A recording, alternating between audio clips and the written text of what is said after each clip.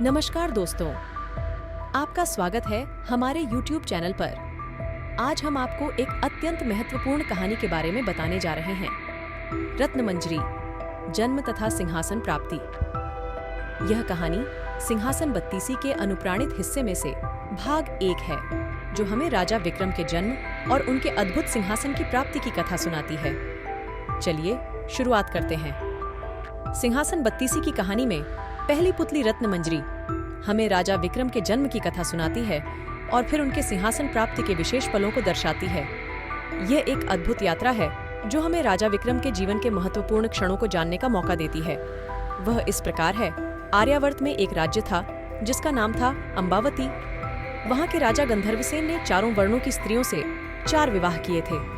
ब्राह्मणी के पुत्र का नाम ब्रह्मवीत था। क्षत्राणी के 3 पुत्र हुए, शंख, विक्रम तथा भर्तृहरि। वैश्य पत्नी ने चंद्र नामक पुत्र को जन्म दिया तथा शूद्र पत्नी ने धन्वंतरी नामक पुत्र को। ब्रह्मणीत को गंधर्वसेन ने अपना दीवान बनाया, पर वही अपनी जिम्मेवारी अच्छी तरह नहीं निभा सका और राज्य से पलायन कर गया। कुछ समय भटकने के बाद धारा नगरी में ऊंचा ओहदा प्राप्त किया तथा एक दिन राजा का वध करके कहुद राजा बन गया। काफी दिनों के बाद उसने उज्जैन लौटने का विचार किया, लेकिन उज्जैन आते ही उसकी मृत्यु हो गई। क्षत्राणी के बड्डेय पुत्र शंख को शंका हुई कि उसके पिता विक्रम को योग्य समझकर उसे अपना उत्तराधिकारी घोषित कर सकते हैं, और उसने एक दिन सोए हुए पिता का वध करके स्वयं को राजा घोषित कर दिया। हत्या का समाचार जंगल में लगे आग की तरह फैला और उसके सभी भाई प्राण रक्षा के लिए भाग निकले।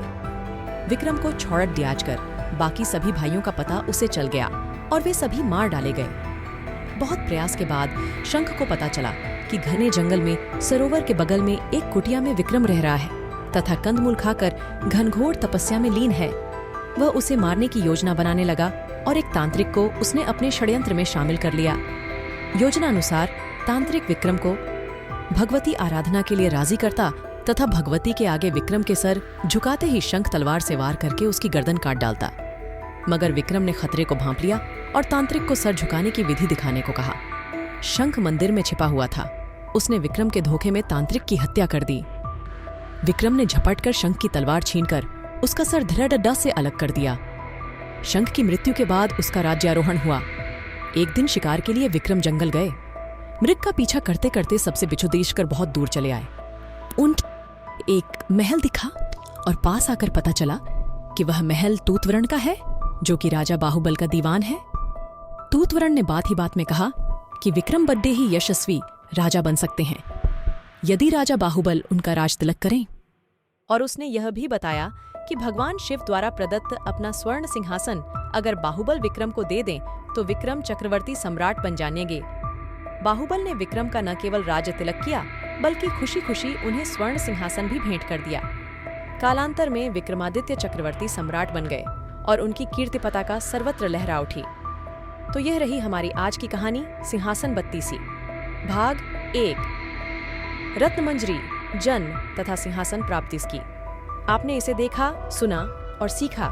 तो अगर आपको यह वीडियो पसंद आया हो तो लाइक करें, शेयर करें और हमारे चैनल को सब्सक्राइब करना न भूलें। अब हम मिलेंगे सिंहासन बत्तीसी भाग 2 में। दूसरी पुतली चित्रलेखा की कथा। तब तक के लिए धन्यवाद।